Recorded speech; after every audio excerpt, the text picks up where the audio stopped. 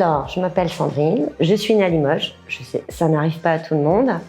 J'ai vécu et travaillé 23 ans à Paris et depuis quelques années, je suis de retour à Nice où j'ai eu la grande joie de pouvoir monter ma structure et de diriger aujourd'hui ma société de conseil en communication d'influence.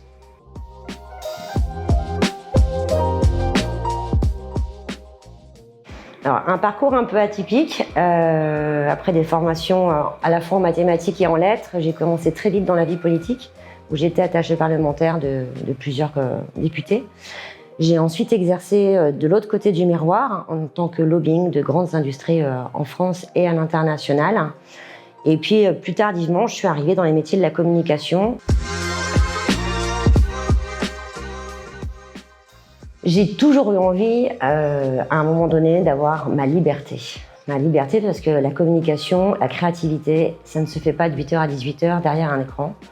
Et donc, moi, ça m'arrivait très souvent d'arriver à 11h au bureau parce que j'avais été créative jusqu'à 5h du matin. Donc, c'était ma première décision. La deuxième, c'était aussi pour pouvoir varier les sujets et varier les clients. Travailler dans une entreprise, on est souvent sur un même périmètre, souvent sur un même secteur. Là, c'est vraiment une expérience enrichissante que de pouvoir diversifier à la fois les différentes missions, diversifier les personnalités avec qui on va travailler et s'enrichir à chaque fois intellectuellement parce qu'on aborde toujours de nouveaux sujets.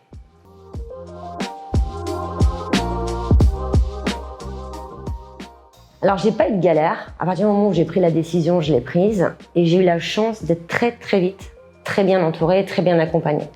Se lancer dans l'entrepreneuriat, ça fait toujours peur, surtout quand on a été salarié pendant plus de 25 ans. C'est un petit peu sauter sans parachute.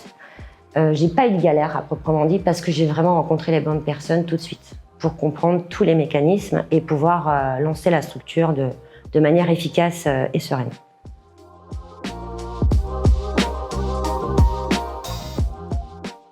Les avantages aujourd'hui, c'est donc, comme je disais, organiser mon temps et pouvoir justement donner le meilleur de moi-même parce qu'il y a des temps impartis pour ça, il y a des moments où on est plus inspiré que d'autres.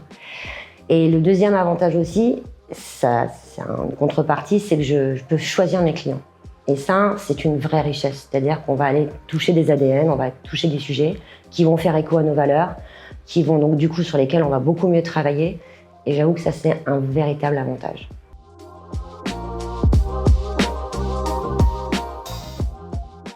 Le vrai conseil, c'est qu'une fois que la décision est prise, voilà, faut se dire, on va un peu vers l'inconnu. Il faut inverser sa manière de réfléchir. C'est pas du tout les mêmes mécanismes.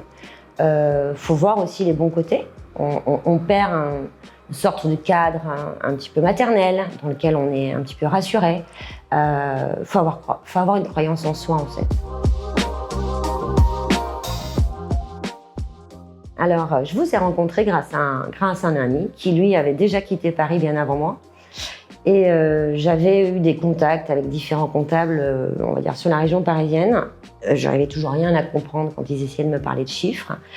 Et donc, devant mon désarroi, j'ai eu droit à un super 06 que j'ai composé. Je me suis retrouvée dans les bureaux de Number en moins d'une semaine. Et la structure était effectivement montée et installée comptablement en l'espace de 10 jours.